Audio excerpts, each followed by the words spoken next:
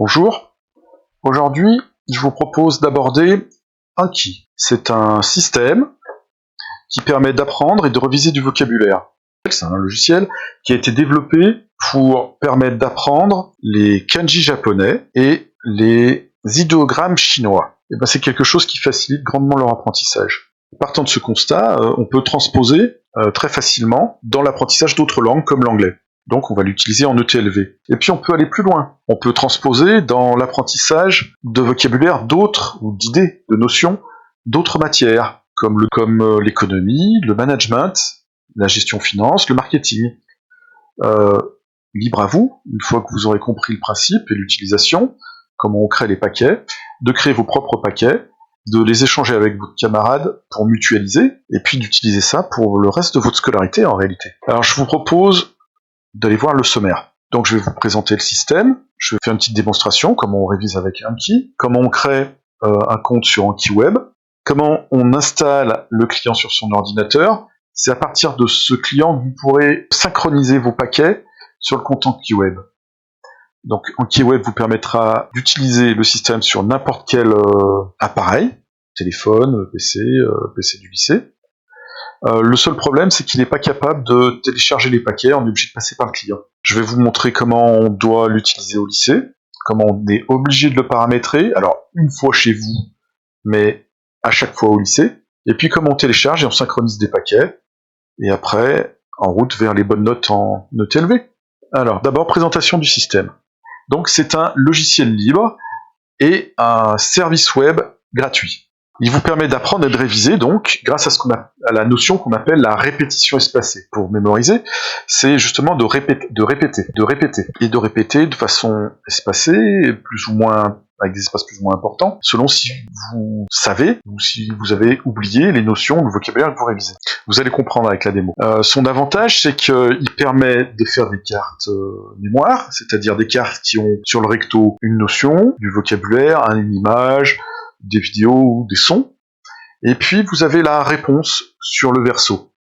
Alors attention, c'est pas du trivial poursuite, il n'y a rien à gagner à part apprendre. Je vous propose une démonstration. Alors là, nous sommes sur mon compte de démo de Anki, avec un paquet, par exemple, Firm Study, où il me propose, donc j'ai pris le paquet qui va contenir plusieurs cartes. Là, j'ai d'ailleurs des cartes inédites, j'en ai 4 à repasser, donc je vais étudier.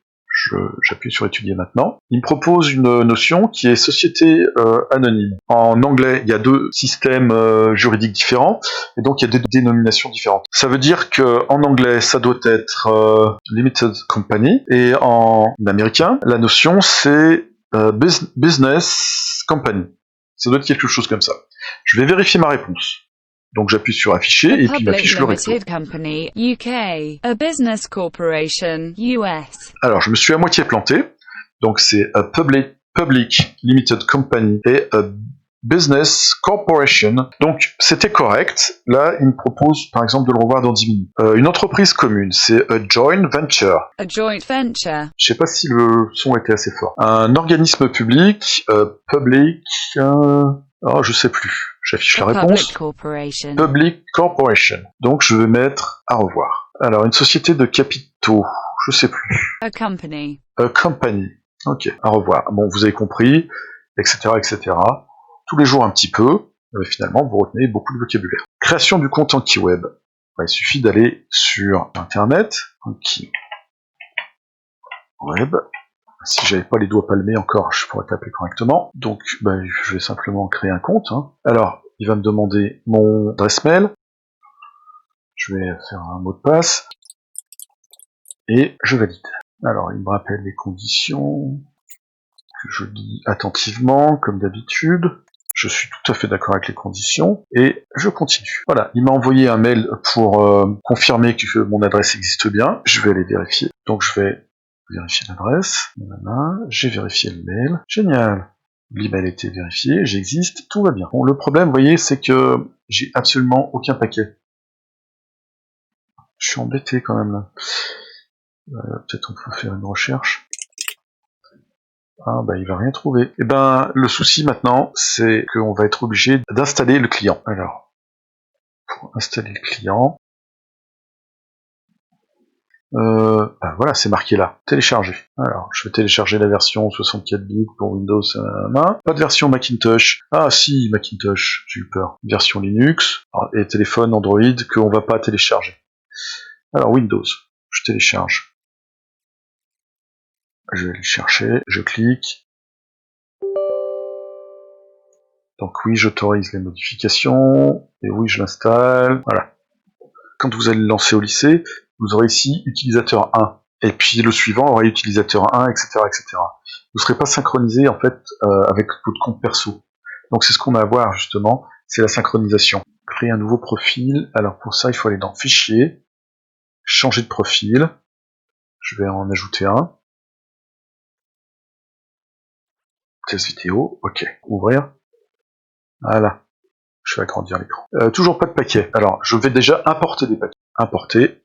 Je vous enverrai les paquets que j'ai mis ici. Je les mettrai dans les dépôts de fichiers habituels, c'est mon Google Drive, sur le NT du lycée, puis des fois je les mets aussi dans Pronote. Voilà, l'équipe. On faisait pas team building? L'équipe. Voilà. Alors, trouver 16, ajouter 16, ça a l'air d'être bien. Bon, je ne vois pas de message d'erreur, fermé. Ben, on va s'entraîner. Ben, je vais étudier. Le personnel.